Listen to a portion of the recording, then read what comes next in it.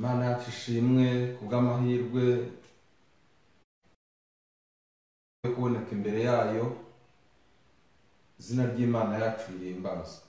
Dusenge. Data wa twese uri mu ijuru, muremye ijuru n'isi, isoko y'ibyiza, turagushimye muri iki gitondo duhaye amahirwe, tukaba tuzanywe imbere yawe n'umunezero ko duhaye amagara mazima, icyubahiro kibi cyawe. Tuje kandi kugira ngo twigishwe nawe. Wadusezeraniye kuduha umwuka wawe. None mwami wacu, umwuka wawe turamushaka kugira ngo ayobore intekerezo zacu, ubwenge bwacu bukugandukire, maze tugire imyiteguro ishyitse yo kugaruka kwawe, mu izina rya Yesu. Amen. Dushimye Imana muri iki gitondo kuko tugarutse imbere yayo kugira ngo twige ijambo ryayo. Tugiye kwigana icyigisho kivuga ngo ubutambyi bwa Melikisedeki mu kuri kw'iki gihe. Mu minsi yashize umuntu umwe, ni umuntu ukunda gukurikira ibyigisho, yanditse muri komenti avuga ngo ariko muzatubwire ibya Melikisedeki. Ubwo rero yabisabye, twebwe duhamye tudashidikanya yuko igihe cyose hari ikintu umuntu umwe ashaka kumenya mu ijambo ry'Imana, burya ntabwo aba ari we wenyine, haba hari abandi benshi, kandi nta bundi buryo bwo kugira ngo abantu bamenye ukuri keretse bakubwirijwe mu ijambo ry'Imana. Melikisedeki rero avugwa ahantu hatatu muri Bibiliya. Habiri mu isezerano rya kera, ubwo ni mu gitabo cy'Itangiriro igice cya 14 umurongo wa 8, no muri Zaburi 110 umurongo wa 4. Akavugwa no mu isezerano rishya mu rwandiko Pawulo yandikiye Abaheburayo igice cya 5, icya 6 n'icya 7. Nta makuru menshi amuvugwaho, nyamara ibyo biratangaje cyane dukomeza gucukumbura muri Bibiliya. Melikisedeki ntavugwa mu mateka y'abanyamahanga ba kera, kandi izina rye ntiriboneka mu nkingi z'inzibutso zashinzwe n'abami ba kera. Nta gakuru ke na gake kavumbuwe n'abaarikiyologiste mu matongo y'amahanga ya kera. Nta tangiriro ry'iminsi agira cyangwa iherezo ry'ubugingo. Tugiye kwifashisha Bibiliya dusesengura ibye mu kuri kw'iki gihe. Ndagira ngo ariko tubanze tumenye yuko umwuka w'ubuhanuzi Ellen White yahakanye ko Melikisedeki atari Kristo. Igihe nigaga ibya Melikisedeki bwa mbere ndetse n'izindi nshuro zakurikiyeho, ntari nabona ibihamya bihagije, natekerezaga ko Melikisedeki ari Kristo. Ariko umwuka w'ubuhanuzi arahakana ngo ntabwo Melikisedeki ari Kristo. Mu rwibutso n'integuza rwo ku itariki 18 z'ukwezi kwa 2 mu 1890 haranditswe ngo ni Kristo wavugiraga muri Melikisedeki, umutambyi w'Imana isumba byose. Melikisedeki ntabwo yari Kristo, ariko yari ijwi ry'Imana ku isi, uhagarariye Data wa twese. Ndagira ngo twumve neza ko igihe cyose tugiye kwiga Melikisedeki, tubanze tumenye yuko Melikisedeki atari Kristo, ariko yari ijwi ry'Imana rivugira ku isi. Igihe rero kugira ngo twinjire mu cyigisho neza, ugomba gusobanukirwa neza yuko umuntu ashobora kuba ahagaze ahantu ari ijwi rivugira Imana, kandi ibyo avuga byemewe mu ijuru. Uko niko Melikisedeki yari ameze. Aboneka bwa mbere mu gitabo cy'Itangiriro, ubwo Aburahamu yavaga ku rugamba amaze kubohoza Loti n'abo mu muryango we bari bagezwe n'abami bateye i Sodomu. Ubwo urugamba rwasozaga Aburahamu atsinze, yasanganiwe na Melikisedeki azanye ibintu bibiri by'ingenzi. Itangiriro igice cya 14 umurongo wa 18 kugera 20. Kandi Melikisedeki umwami w'i Salemu azana imitsima na vino, yari umutambyi w'Imana isumba byose. Melikisedeki yaje gusanganira Aburahamu azanye ibintu bibiri. Yaje azanye umutsima, azanye na vino. Amuhesha umugisha ati, Aburahamu ahabwa umugisha n'Imana isumba byose, nyir'ijuru n'isi, kandi Imana isumba byose ihimbazwe, yakugabije ababisha bawe. Nuko Aburahamu amuha kimwe mu icumi cya byose. Aha hantu niho muri Bibiliya havugwa bwa mbere ijambo rivuga ngo kimwe mu icumi. Ni ikimenyetso cy'uko kimwe mu icumi cyariho mbere. Noneho igihe Aburahamu yahaga Melikisedeki kimwe mu icumi cya byose, tugiye kubanza turebe, ntabwo habanje gutanga kimwe mu icumi, ahubwo Melikisedeki yabanje kuzana umutsima na vino. Arangije ahesha umugisha Aburahamu. Aburahamu arahindukira amuha kimwe mu icumi cya byose. Aho niho muri Bibiliya hari ijambo bwa mbere rivuga kimwe mu icumi.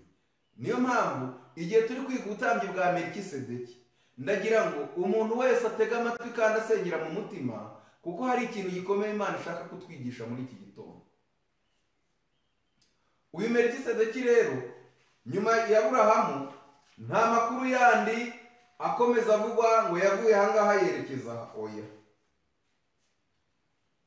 Melikisedeki ntabwo ari marayika, kuko yari umutambyi kandi abatambyi batoranywa mu bantu.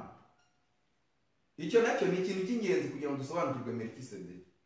Ntabwo yari marayika, kuko yari umutambyi kandi abatambyi batoranywa mu bantu. Bibiliya ivuga yeruye ko yari umwami w'i Salemu. Salemu ari byo Yerusalemu. Habanje kwitwa Salemu, nyuma haza kwitwa Siyoni. Salemu bisobanurwa amahoro. Melikisedeki yari umwami w'amahoro. Zaburi ya 76 umurongo wa 2 kugera wa 3 haranditsemo, mu Bayuda Imana iramenyekana, mu Bisirayeli izina ryayo rirakomeye, kandi Salemu niho hema ryayo, Isiyoni niho buturo bwayo. I Salemu rero haje kwigarirwa n'Abayebusi b'i Kanani, barahigarurira, bahita Yebusi na Yerusalemu. Abacamanza igice cya 19 umurongo wa 10. Ariko uwo mugabo ntiyemera kurara, arahaguruka arigaba agera ahateganye n'i Yebusi, ariyo Yerusalemu. Yari afite indogobe ebyiri ziriho amatandiko, umugore we nawe bari kumwe. Iri somo riragira ngo ritwumvishe yuko Yerusalemu haje no kwitwa Yebusi. Umwami Dawidi aza kuhigarurira, bahindura izina ryaho hato aho kwitwa Salemu, bahita Yerusalemu, bisobanurwa ngo umudugudu w'amahoro, cyangwa se umurwa w'amahoro, cyangwa se umujyi w'amahoro. Tugiye rero kwinjira mu cyigisho. Melikisedeki yari umwami w'i Salemu, ariho Siyoni cyangwa Yerusalemu. Ubwo yazagusanganira Aburahamu, yazanye umutsima na vino, ikimenyetso cy'ifunguro ryera, kandi watanze ifunguro ryera ni Kristo.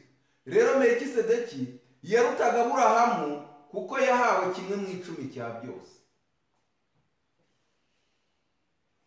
Hari ubuhanuzi bwanditswe muri Zaburi bwavuga uko data wa twese yajyaga kuzabwira Yesu ko amuhaye ubutambyi mu buryo bwa Melikisedeki, bivuze ko azamuhindura umwami wo gukiranuka, umwami w'amahoro. Zaburi 110 umurongo wa 1 kugera wa 4. Uwiteka yabwiye umwami wanjye ati, icara iburyo bwanjye munsi y'ibirenge byawe. Uwiteka ari Siyoni, azasingiriza kuri inkoni y'ubutware bwawe. Tegeka hagati y'abanzi bawe. Abantu bawe bitanga babikunze, ku munsi ugaba ingabo zawe. Abasore bawe baza aho urari nk'ikime, bambaye umurimbo wera, bavuye mu nda y'umuseso. Uwiteka ararahiye ntazivuguruza ati, uri umutambyi iteka ryose, mu buryo bwa Melikisedeki. Muri iyi Zaburi 110 umurongo wa 1 kugera wa 4 hari amagambo y'ingenzi cyane. Tubonye ngo Uwiteka yabwiye umwami wanjye ati. Uwiteka abwira umwami wa Dawidi ati. Tugiye kureba aya magambo kugira ngo dufashe kuyumva neza. Dusubire muri Zaburi 110 umurongo wa 1 kugera wa 4. Uwiteka yabwiye umwami wanjye ati, icara iburyo bwanjye, ugeze aho nzashyirira abanzi bawe munsi y'ibirenge byawe. Uwiteka ari Siyoni, azasingiriza kuri inkoni y'ubutware bwawe. tegeka hagati y'abanzi bawe. Noneho mutega amatwi, abantu bawe bitanga babikunze. Hajemo abantu b'Imana no kwitanga babikunze. Kandi Aburahamu yitanze abikunze atabihatiwe, igihe yatangaga 1/10 akagiha Melikisedeki. Muze gutega amatwi tugiye kumva na Melikisedeki. Abantu bawe bitanga babikunze. Ijambo ry'Imana rivuga ngo babikunze, ni nabyo Pawulo yavugaga ngo umuntu wese atange atinuba, adahatwa, kuko Imana ikunda umuntu utanga anezerewe. Abantu bawe bitanga babikunze, ku munsi ugaba ingabo zawe. Abasore bawe baza aho uri nk'ikime, bambaye umurimbo wera, bavuye mu nda y'umuseso. Uwiteka ararahiye ntazivuguruza ati, uri umutambyi iteka ryose mu buryo bwa Melikisedeki.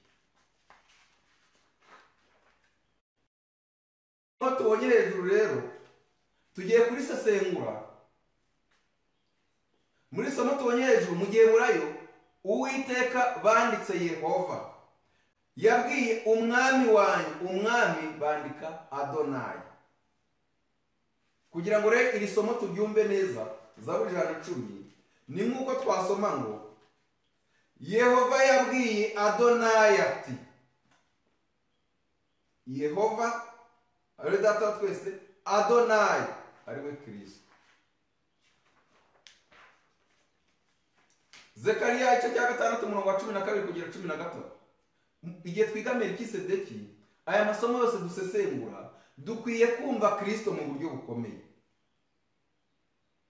Tubonye yuko data wa twese yabwiye Kristo ngo icara iburyo bwanjye, ugeze aho nzashyirira abanzi bawe munsi y'ibirenge byawe. Ariko ntabwo ibyo birangirira. Harimo n'abantu b'Imana bakora umurimo w'Imana babikunze, ko bagomba gusezeranirwa kuzicarana na Kristo, kandi Kristo akaba ari umutambyi wabo mu buryo bwa Melikisedeki iteka ryose. Zekariya 6:12-13. Umubwire uti, Uwiteka Nyiringabo aravuga ati, dore umuntu witwa Shami azumbura, azamera ahantu he, kandi niwe uzubaka urusengero rw'Uwiteka. Ni koko niwe uzubaka urusengero rw'Uwiteka, azagira icyubahiro, azicara ku ntebe y'ubwami ategeke, kandi azaba umutambyi ku ntebe ye, bombi bazahuza inama zizana amahoro. Igihe twiga Melikisedeki, tugomba kumenya ko Kristo ari Imana, yicaye ku ntebe y'Imana. Muri ubuhanuzi bwa Mesiya, Zekariya avuga ko Yehova na Adonai ari we Kristo bazicara ku ntebe imwe, bagahuza inama zizana amahoro. Ubwami rero bwagomba gukomoka mu muryango wa Yuda, ubutambyi bugakomoka mu muryango warewe mu isezerano rya kera. Hagomba kuboneka umuntu mu isi wabaye umwami akaba n'umutambyi, kugira ngo mu isezerano rishya hazaboneke undi muntu wujuje ibi. Uwo rero mu isezerano rishya bagomba gushushanya Melikisedeki umwami w'i Salemu, akaba n'umutambyi w'Imana isumba byose, ni Kristo. Niyo mpamvu twasomye amagambo akomeye cyane mu gitabo cy'imigani ya Kristo.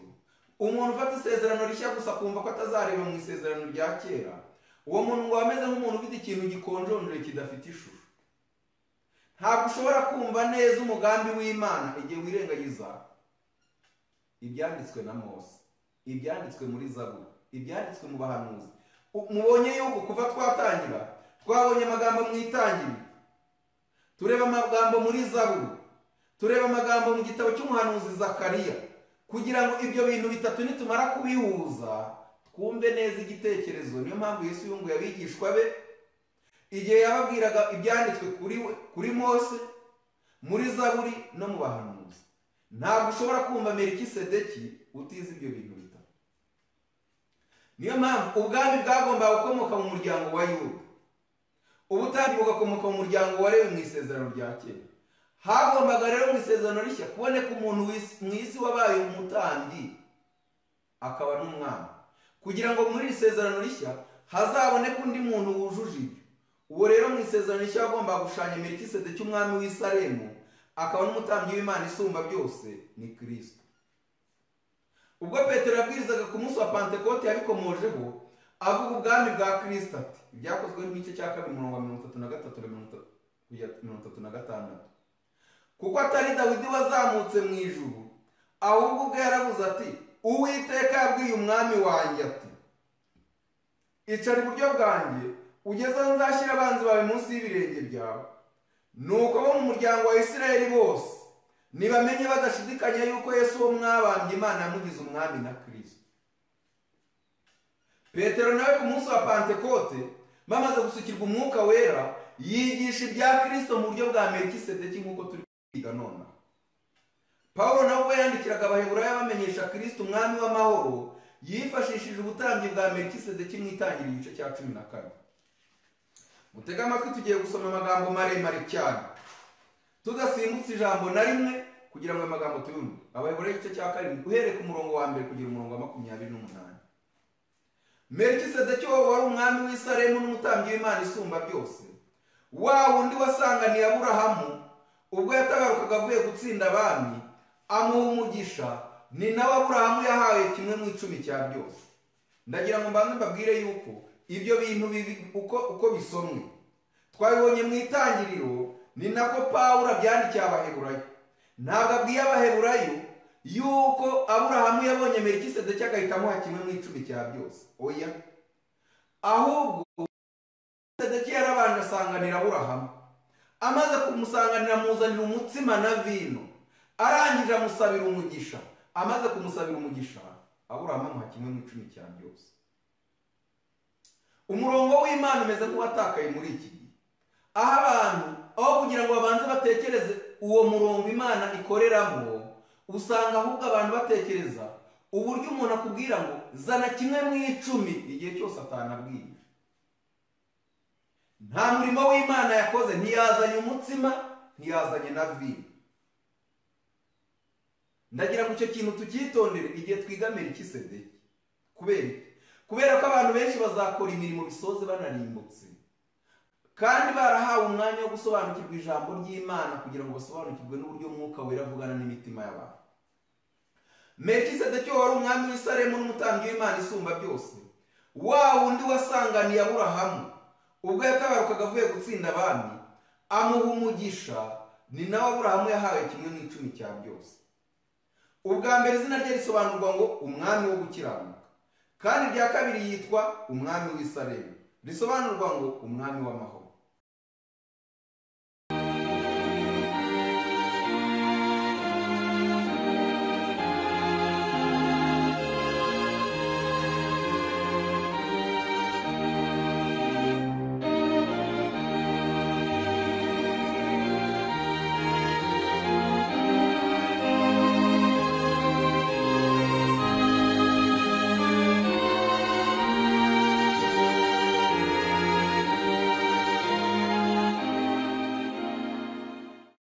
Ariko dore wa wundi utakomotse mu muryango wabo yakoresheje Aburahamu kimwe mu 10, kandi aho umugisha nyiri byasezeranijwe. Ntawahakana ko uworoheje ahabwa umugisha n'ukomeye, kandi muri twe abantu bapfa nibo bahabwa kimwe mu 10, naho icyo gihe cyahawe uhanwa ko ahoraho. Ndetse byabasha kuvuga yuko Lewi uhabwa kimwe mu 10 nawe ubwo yagikoreshejwe ku bwa Aburahamu, kuko yari akiri mu rukiryi rwa sekuruza ubwo Melikisedeki yamusanganiraga. Bivuze ngo Lewi, abo mu muryango wa Lewi bahaye kimwe mu 10 Melikisedeki, kubera yuko abo mu muryango wa Lewi bari bakiri mu rukiryi rwa Aburahamu ubwo yatangaga kimwe mu 10.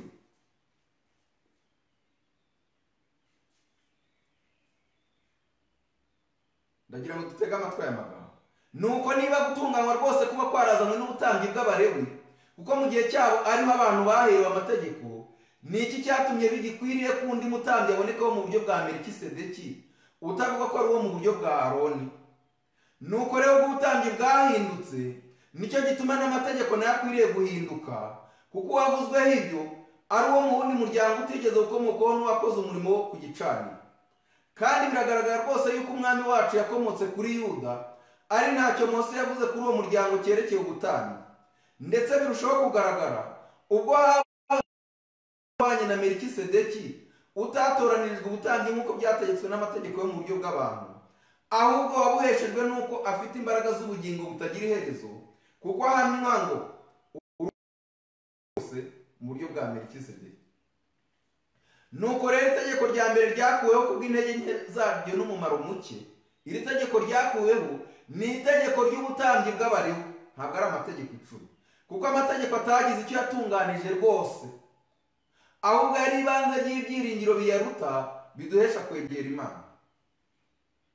Kandi ubwo bitabaye ari ntandahiro, dore Abalewi bahawe ubutambyi ari ntandahiro, nyamara yabuhaye uwo yararahiye imubwiye iti, Uwiteka ararahiye kandi ntazivuguruza ati, uri umutambyi iteka ryose. Nicyo cyatumye Yesu aba umwishingizi w'isezerano ryari rishya rirusha rya rindi kuba ryiza. Kandi ba bandi babaye abatambyi ni benshi kuko urupfu rubabuza guhoraho, nawo kuko ahoraho iteka ryose afite ubutambyi budakuka. Nicyo gituma abasha gukiza rwose abegerezwa Imana nawe, kuko ahoraho iteka ngo abasabire. Byari bikwiriye ko tugira umutambyi mukuru umeze utyo wera, utagira uburiganya, utandura, watandukanijwe n'abanyabyaha kandi washyizwe hejuru y'amajuru, utagomba iminsi yose nka ba batambyi bakuru bandi kubanza kwitambirira ibitambo by'ibyaha by'ubwe, hanyuma ngo abone uko abitambirira abandi, kuko ibyo yabikoze rimwe ngo bibe bihagije iteka ubwo yitambaga. Amategeko rero ashyirwaho abanyantege nke kuba ari bo b'abatambyi bakuru, naho ijambo rya ya ndahiro ryaje nyuma y'amategeko rishyiraho umwana w'Imana watunganijwe rwose kugeza iteka ryose. Ayo magambo tuyasoma mu Baheburayo igice cya 4 umurongo wa 1 kugera 28. Kuki tubonye ko hari hakwiriye guhinduka amategeko y'ubutambyi? Nuko Yesu akomoka mu muryango wa Yuda, kandi ubutambyi bukaba bwararazwe umuryango wa Lewi. Umurimo Kristo akora ni kimwe n'umurimo wa bene Aroni, ariko adakomoka muri bo.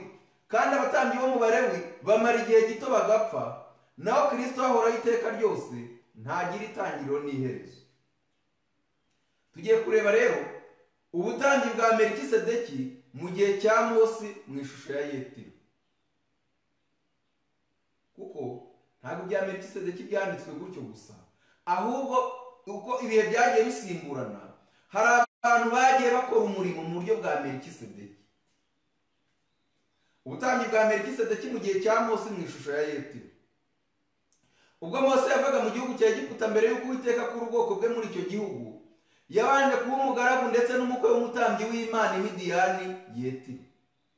Mu gihe Uwiteka yakuraga ubwoko bwe mu Egiputa buyobowe na Mose, ubwo bari bageze mu butayu, sebukwe wa Mose umunyetiyopiya, nk'uko biri mu Kubara igice cya 12 umurongo wa 1, sebukwe wa Mose umutambyi w'Imidiyani yaje kumusura amuzaniye abana be n'umugore we. Tugiye gusoma aya magambo kuko hari ibintu bikomeye tugomba kwiga.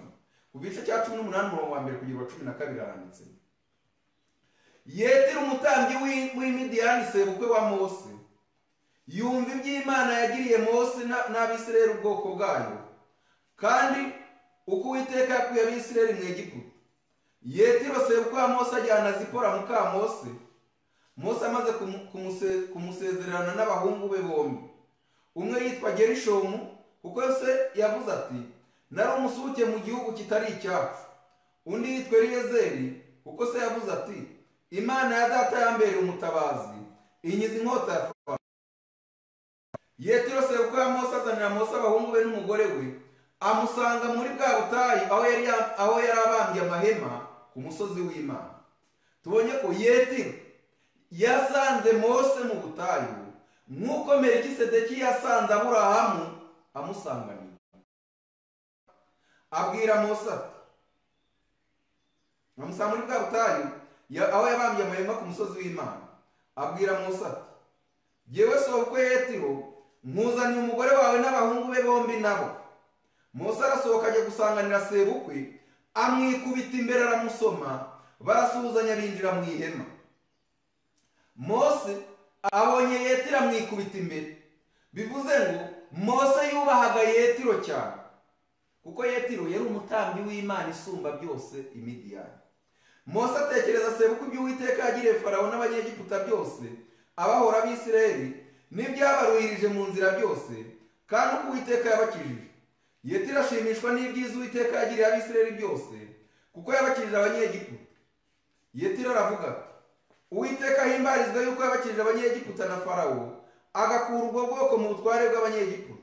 None menye yuko Uwiteka aruta izindi mana zose, kuko yanesheje Abanyegiputa, ubwo bishyiranaga hejuru ubwibone ngo bagirire abisirayeli nabi. Dukomeze rero.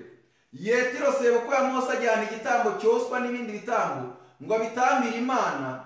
Aroni n'abakuru b'Abisirayeli bose baraza basangirira na sebukwe ya Mose imbere y'Imana. Igihe Yetiro yatambaga igitambo, Aroni yari ahari n'umuryango we. Abakuru bo mu Bisirayeli bari bahari, ariko bose baragiye baca bugufi baratuza. Yetiro aba ari gutamba igitambo.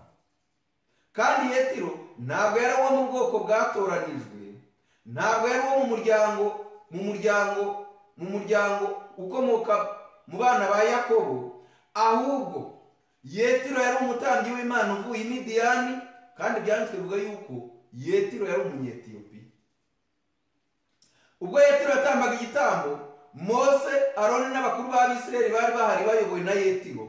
Ntibigeze bavuga bati nitwe bwoko bwatoranijwe, nitwe dufite gahunda izwi yashyizweho, ahubwo bumviye Yetiro na nyuma ashyiraho amabwiriza y'uko ubwoko bw'Abisirayeli bwayorwa, kandi bose baramwumvira. Yetiro yaje avuye i Midiyani araza, ntibavuga ngo tuyobowe n'inkingi y'igicu, ntibavuga ngo mu ijoro tuyoborwa n'inkingi y'umuriro, ntibavuga ngo Mose arahari arihagije, ahubwo Yetiro yaraje atamba igitambo. Byo gutamba igitambo bishoje, ku munsi ukurikiyeho abaha n'amabwiriza bagomba kugendera. Bukeye bwaho kuva igice cya 18 umurongo wa 13 kugera 27 baranditse. Bukeye bwaho Mose yicazwa no gucira abantu imanza, abantu bahagarara bagose Mose bahera mu gitondo bageza nimugoroba. Sebukwe wa Mose abonye ibyo akorera abantu byose aramubaza, ibyo ukorera abantu ni ibiki? Ni iki gituma wicara uri umwe, abantu bose bagahagarara bakugose bagahera mu gitondo bakageza nimugoroba? Mose asubiza sebukwe ati, nuko abantu baza kuri jye ngo mbabarize Imana. Iyo bafite amagambo baza kuri jye nkabacira imanza, nkabamenyesha amategeko y'Imana n'ibyo yategetse. Numva amagambo rero ya Yetiro. Sebukwe wa Mose aramubwira, ibyo ukora ibyo si byiza. Ntuzabura gucika intege n'aba bantu muri kumwe, kuko binaniranye, ibi bintu birananiranye biruta ibyo washobora gukora wenyine.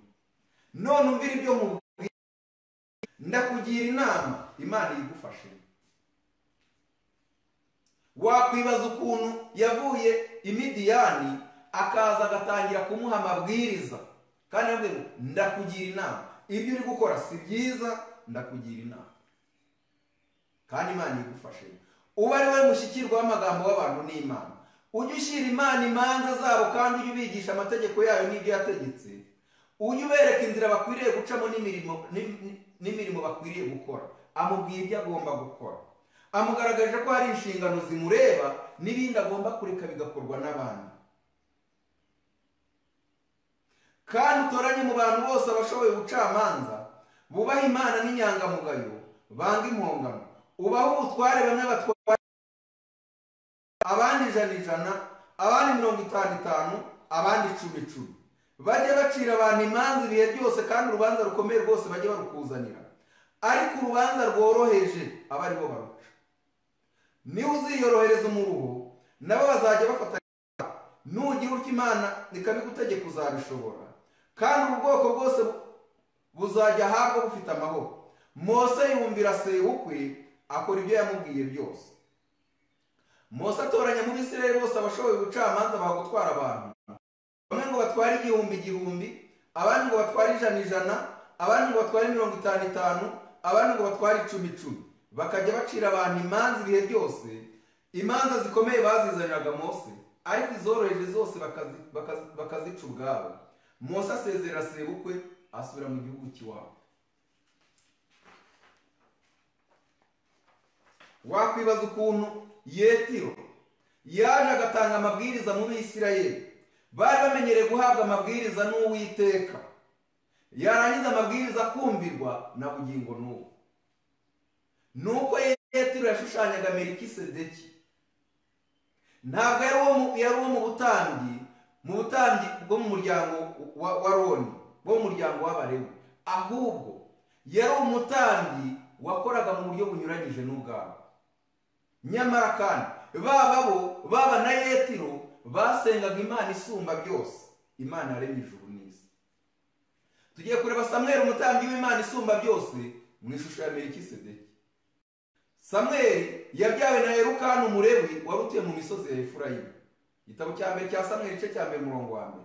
Hari umugabo w'iramatayi Musofimu mu gihugu cy'imisozi ya Efurayimu witwaga Elukana mwene Yehoramu mwene Rihu mwene Tohu mwene Sufi w'Umwefurayimu. Mu by'ukuri nubwo hano banditse ni Umwefurayimu, ahandi basobanura yuko yari atuye mu misozi ya Efurayimu, ariko ntabwo yari Umwefurayimu, ahubwo yari umulewi.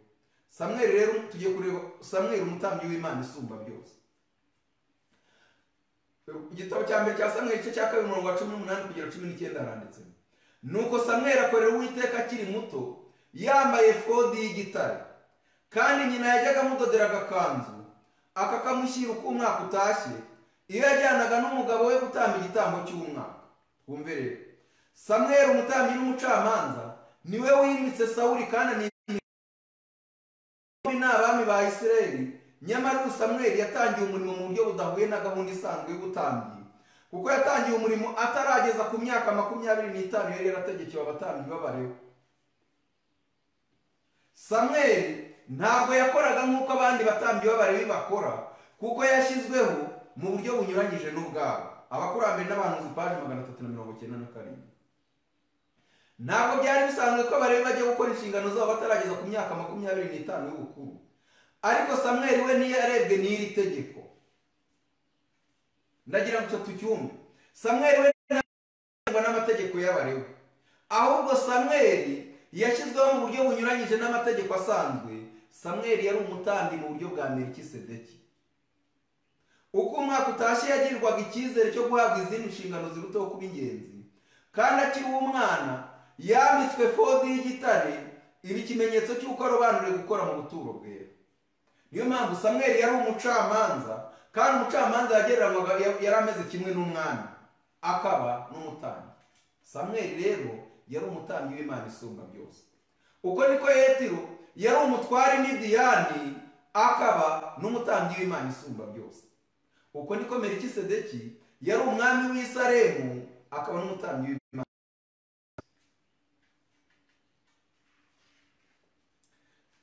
Yari azi yuko, mwumve neza ibya Samweli, yari azi yuko ari umugaragu w'Imana, kandi yuko n'umurimo akora ari uw'Imana. Ibyo yakoraga byose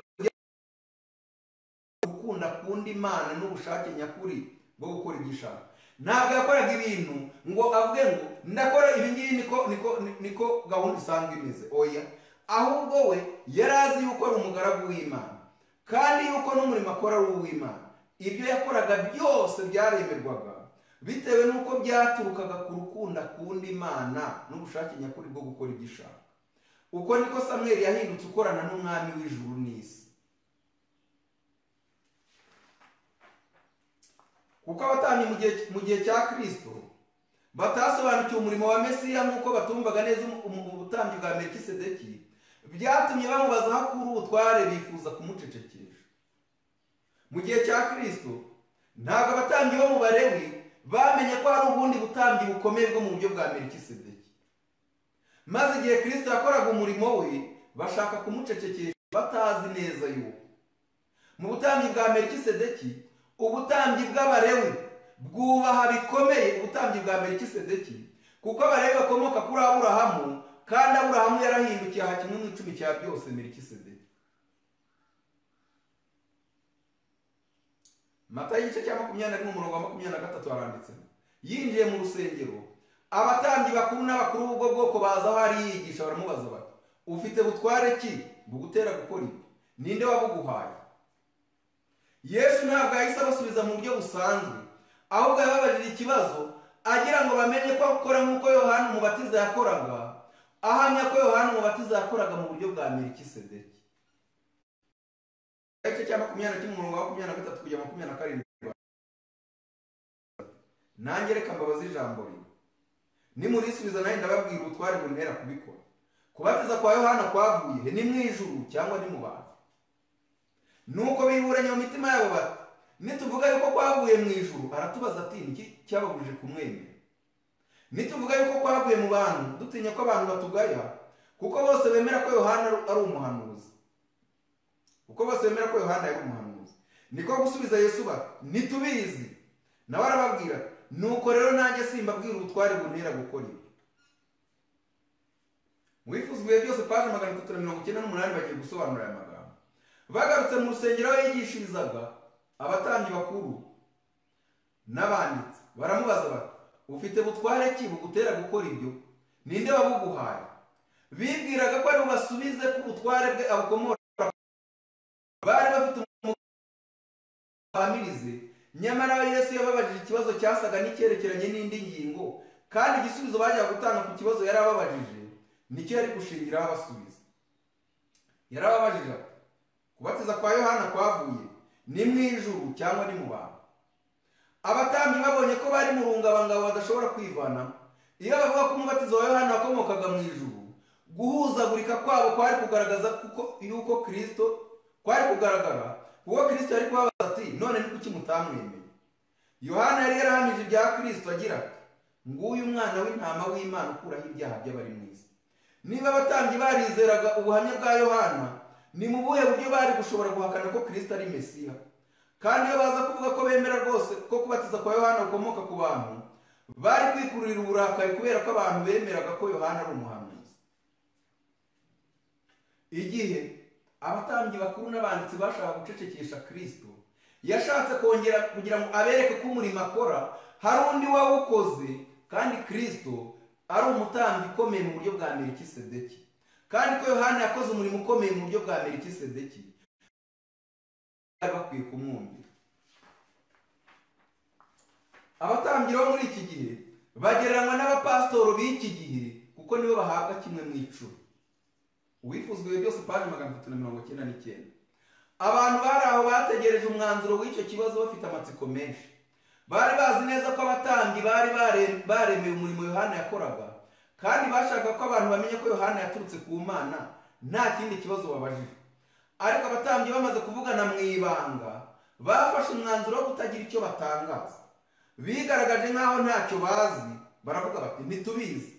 Kristo nawe arababwira ati, nanjye simbabwira ubutware buntera gukora ibyo.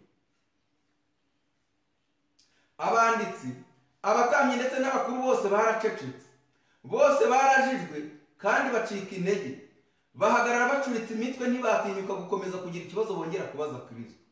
Kubera ubugwari bwabo no kudashobora gufata umwanzuro mu buryo bukomeye, batakaje icyubahiro abantu bari bahagaze aho babahaga, maze abantu batangazwa no kubona abo birasi bigira intungane batsinda.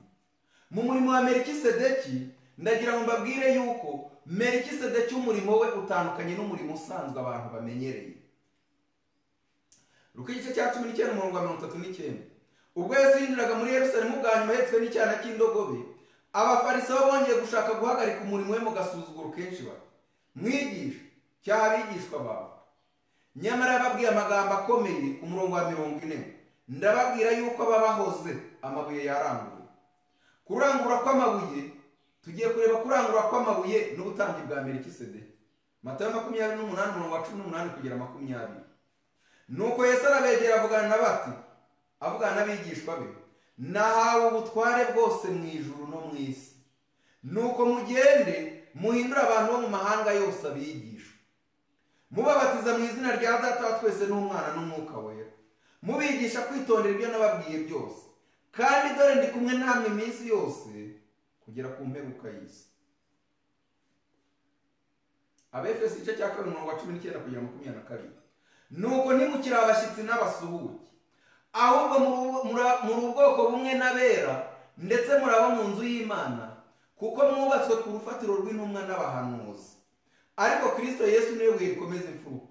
Muri inzu yose iteranijwe neza, irakura mu urusengero rwera mu Mwami. Yesu yatanze ubutware. Ndetse Pawulo abyandikiye Abefeso yuko tutakiri abashyitsi n'abasuhuke, ahubwo turi ubwoko bumwe n'abera, ndetse turabo mu nzu y'Imana, kuko twubatswe ku rufatiro rw'intumwa n'abahanuzi. Urufatiro rero Kristo yasize ashinze ntabwo ari urufatiro rw'abatambyi b'Abalewi, oya, ahubwo ni urufatiro rw'intumwa n'abahanuzi. Intumwa zashyizweho ryari? Intumwa umurimo wazo wajyanye n'uko umwenda wahera cyane watabutsemo kabiri, kugira ngo umurimo w'ubutambyi we kuba ubutambyi bw'Abalewi, ahubwo abantu bakora umurimo w'ubutambyi mu buryo bwa Melikisedeki. Igihe ubutware bwatanzwe na Kristo we mutambyi mu buryo bwa Melikisedeki bwakoreshwaga n'intumwa mu kubwiriza ubutumwa, abatambyi n'abafarisayo bahagurukiye kurwanya intumwa mu buryo bukomeye. Ibyakozwe n'igice cya 5:28 kugera 29 haranditse. Umutambyi mukuru arababaza, ntitwabihanangirije cyane kutigisha muri rya zina, none dore mwujuje Yerusalemu ibyo mwigisha, murashaka kudushyirishaho amaraso ya wa muntu? Petero n'izindi ntumwa barabasubiza, ibikwiriye ni ukumvira Imana kuruta abantu. Icyagomba gukurikiraho rero ni amagambo Yesu yavuze muri Yohana igice cya 16 umurongo wa 1 kugera ku wa 4 ngo, icyo mbabwira ibyo ni ukugira ngo hatagira ikibagusha.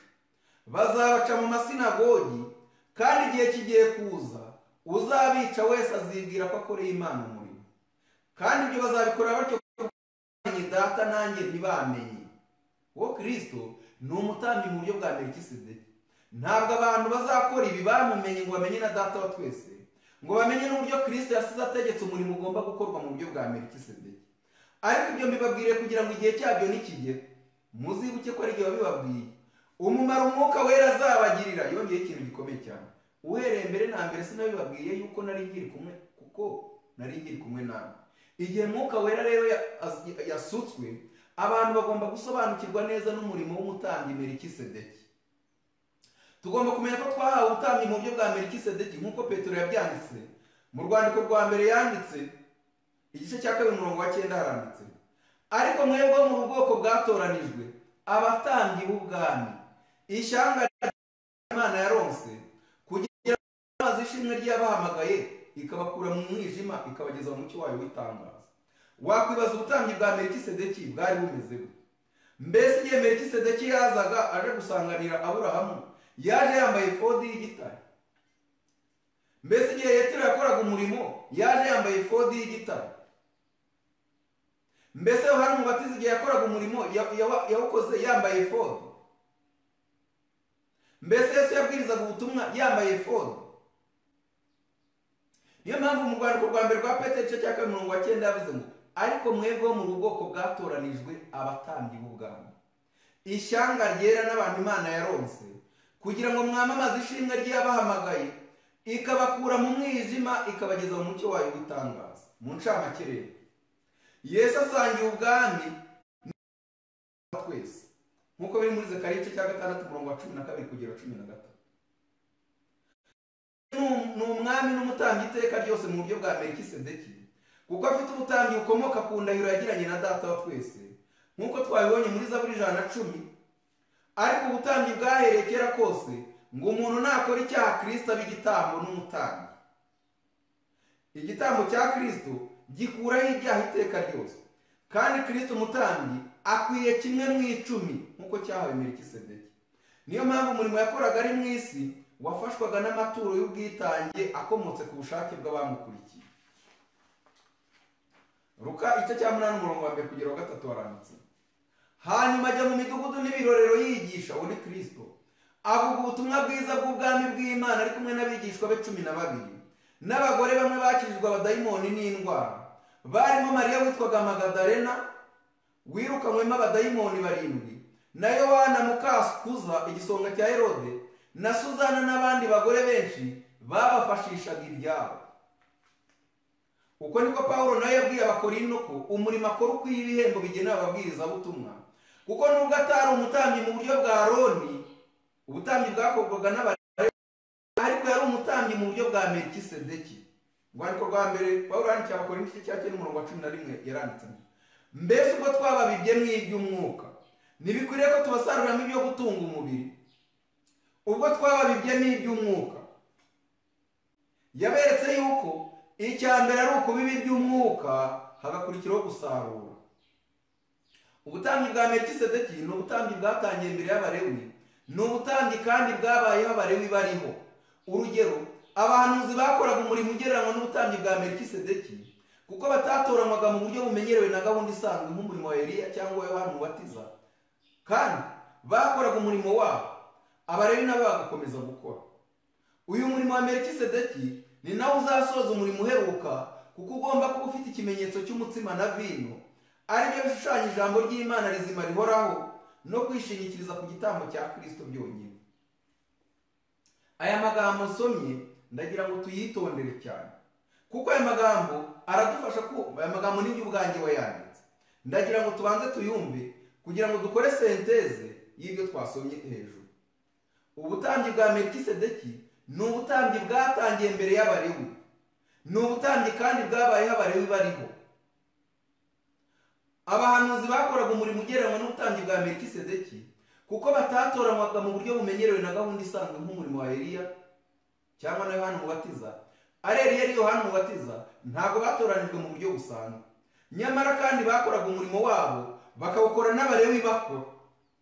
Uyu murimo wa Melikisedeki ni nawe uzasoza umurimo uheruka, kuko ugomba kuba ufite ikimenyetso cy'umutsima na vino, aribyo bishushanya ijambo ry'Imana rizima rihoraho no kwishingikiriza ku gitambo cya Kristo byonyine. Nyamara uyu murimo uzarwanwa cyane n'abasanzwe muri gahunda imenyerewe ishushanywa n'ubutambyi bw'Abalewi, kuko batazasobanukirwa n'imikorere y'ubutambyi bwa Melikisedeki nk'uko byagendekeye Kristo, niko bigomba kugendekera abamukurikiye bose. Uwifuzwe byose paje 183 aranditse: umutware wa buri muntu ni Kristo. Imana yamuhaye gutwara byose bishyira munsi y'ibirenge bye, imuha itorero ngo abe umutware waryo usumba byose, naryo ribe umubiri we ushyitse kandi ushyikirwamo na byose. Itorero ryubatse kuri Kristo ari we rufatiro rwaryo. Rigomba kumvira Kristo kuko ari we mutware waryo. Ntirigomba kugendera ku muntu cyangwa ngo rigengwe n'umuntu. Benshi bavuga yuko umwanya w'ubuyobozi mu itorero ubaho ubushobozi bwo gutegeka abandi ibyo bagomba kwizera ndetse n'ibyo bakwiriye gukora. Imvugo nk'iyi Imana ntiyemera. Umukiza aravuga ati: mwese muri abavandimwe, bose bahura n'ibigeragezo kandi bagwa mu makosa. Nta muntu n'umwe twagendera ku nama ze zose. Urufatiro rwo kwizera ni Kristo uba mu itorero. Kuri we niba abafite intege nke bashobora kubonera imbaraga, kandi n'abatekereza ko ari abanyambaraga bagaragarira ko ari abanyantege nke, keretse bemeye Kristo akababera imbaraga. Havamo umuntu wiringira undi muntu akishima amaboko ye. Uwiteka ni igitare kandi imirimo ye iratunganye rwose, hahirwa abamuhungiraho bose. Mu bihamya by'itorero muzingo wa 9 paje 159 aranditse: abayobozi mu bwoko bw'Imana bagomba kwirinda akaga ko gucira urubanza uburyo bukoreshwa n'abakozi bakora ku giti cyabo, bakora bayobowe n'Uwiteka kugira ngo bakore umurimo wihariye benshi badafite ubushobozi bwo gukora. Bitondere kunenga ibikorwa bidahuje n'uburyo bwabo bw'imikorere. Ntibazigere na rimwe bibwira ko buri gikorwa cyose kigomba kuba gihuje n'uko bo ubwabo babona ibintu. Ntibakwiye gutinya kugirira icyizere uburyo abandi bakoramo umurimo, kubera ko mu kutagirira icyizere umukozi mugenzi wabo uri gukora umurimo wihariye mu buryo Imana afite kwiyoroshya n'umwete wera, baba bari kudindiza kujya imbere k'umurimo w'Uwiteka. Ibihamya by'itorero muzingo wa 8 paje 332 na 333 aranditse: muri iki gihe kibanziriza kugaruka kwa Yesu aje mu bicu byo mu ijuru, umurimo usa n'uwa Yohana Umubatiza niwo ugomba gukorwa. Imana irahamagara abantu bazategura ubwoko bwiteguye guhagarara mu munsi ukomeye w'Uwiteka. Ubutumwa bwategurizaga umurimo wa Kristo muri rubanda bwa rubungu: nimwihane yemwe bakoresha b'ikoro namwe banyabyaha, nimwihane yemwe bafarisayo namwe basadukayo, nimwihane kuko ubwami bwo mu ijuru buri hafi. Nk'abantu bizera ko Kristo ari hafi kugaruka, dufite ubutumwa tugomba kubwiriza buvuga ngo: itegure gusanganira Imana yawe, nk'uko biri muri Amosi igice cya 4:12. Ubutumwa bwacu bugomba kuba bwahuranyije nk'ubwa Yohana. Yacyahaga abami kubw'ibyaha byabo, atitaye ku kuba ubuzima bwe bwari mu kaga, ntiyigeze ashidikanya kwamamaza ijambo ry'Imana. Natwe umurimo dukora muri iki gihe ugomba gukorana ubudahemuka nk'ubwo. Kugira ngo tubwirize ubutumwa nk'ubwa Yohana Umubatiza, tugomba kugira imibereho y'iby'umwuka nk'iye. Umurimo wamukorewemo natwe ugomba gukorerwa mu mitima. Tugomba kwitegereza Imana, bityo muri uko kuyitegereza tukazimuka inari. Imbaraga zirwanya umurimo ukorwa mu buryo butamenyerewe rero zigiye kandi zatangiye kuba nyinshi cyane, mu gihe Mwuka w'Imana ari gukoresha abagabo n'abagore babwiriza ubutumwa buheruka muri gahunda itari isanzwe imenyerewe mu itorero. Nyamara iyo habaye ikintu kidasanzwe kimenyerewe, abana b'Imana bagomba kwihutira kujya mu byanditswe ngo bamenye impamvu y'ikintu cyose, kuko ntabwo Imana yigeze igira ubwira ijambo ryayo.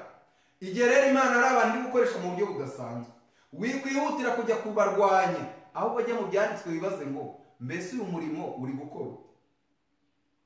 Mu bihamya ku bagabura paje ya 300 haranditse ngo mureke mbabwire ko Uwiteka azakora umurimo we uheruka mu buryo bunyuranye cyane na gahunda isanzwe imenyerewe y'ibintu, kandi mu buryo buzaba bunyuranyije n'imigambi yose ya kimuntu. Hazabaho abantu bamwe bo muri twe bazahora bashaka kugenzura umurimo w'Imana no gutegeka ibigomba gukorwa byose mu gihe umurimo uzaba ujya mbere uyobowe na marayika wiyunga kuri marayika wa gatatu mu butumwa bugomba guhabwa isi. Imana izakoresha inzira n'uburyo bizagaragaza ko ari yo ubwayo yifatiye ibintu mu biganza. Abakozi bazatangazwa n'uburyo bworoheje Imana izakoresha kugira ngo iteze imbere kandi irangize umurimo wayo wo gukiranuka. Niyo mpamvu mu Byahishuriwe 12:14 handitswe ngo bazarwanya umwana w'intama, ariko umwana w'intama azabanesha, kuko ari we mutware utwara abatware n'umwami w'abami, kandi abari hamwe nawe bahamagawe batoranijwe bakiranutse nabo bazayinesha.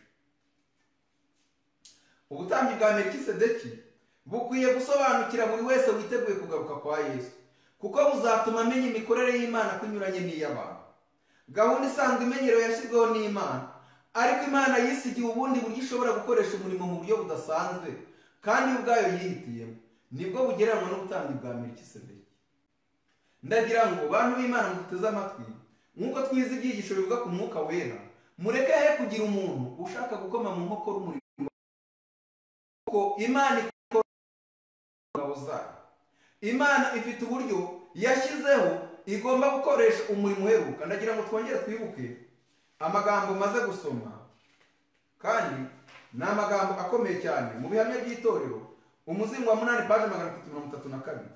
Twabonye yuko Melikisedeki, umurimo wakorwaga na Yohana Umubatiza ndetse n'uwa Kristo, ni umurimo ugereranywa n'umurimo wa Melikisedeki. Mwumve rero, muri iki gihe kibanziriza kugaruka kwa Yesu aje mu bicu byo mu ijuru, umurimo usa n'uwa Yohana Umubatiza niwo ugomba. Kugira ngo rero igihe Imana iri gukoresha abana bayo umurimo uheruka mu buryo bumeze nk'ubutambyi bwa Melikisedeki, ndagira ngo mugire inama icyaba cyiza shaka mu byanditswe, kugira ngo muri ibyo byanditswe umenye neza icyo Imana ihamya ku murimo uheruka. Kandi Imana yiteguye gukorana n'umugabo n'umugore, n'umusore n'inkumi, biteguye guca bugufi, ntibavuge ngo twebwe twamenyereye ibimeze gutya, ahubwo tukamenya yuko ari Imana ari itegeka ijuru n'isi, ko ifite ububasha bwo gutegeka ibyo yaremye byose bikayumvira. Muri iki gitondo ndagusaba rero nteze amatwi ngo Imana igutoranye mu murimo nk'uwa Melikisedeki, maze utange umutsima na vino, maze abantu bitegure kugaruka kwa Kristo ugiye kuza vuba bidatinze, maze abantu b'Imana bashyirweho ikimenyetso mu izina rya Yesu. Dusenga Imana. Data wa twese uri mu ijuru, muremyi w'ijuru n'isi, wewe washyizeho ubutambyi bwa Melikisedeki ugashyiraho n'ubutambyi bw'Abalewi, izina ryawe rihimbazwe. Ukora uko ushaka mu ngabo zawe, utumenyesheje ko umurimo uheruka ugomba gukorwa nk'uko ubutambyi bwa Melikisedeki bwakorwa. Reka duce bugufi kugira ngo twumvire ijwi ryawe, kandi kuko witeguye kudukiza, imitima yacu tuyizanye kuri wowe, kugira ngo uduhindure bashya, kandi uzaduhe kwimana na Kristo mu ngoma izahoraho iteka ryose, mu izina ryawe.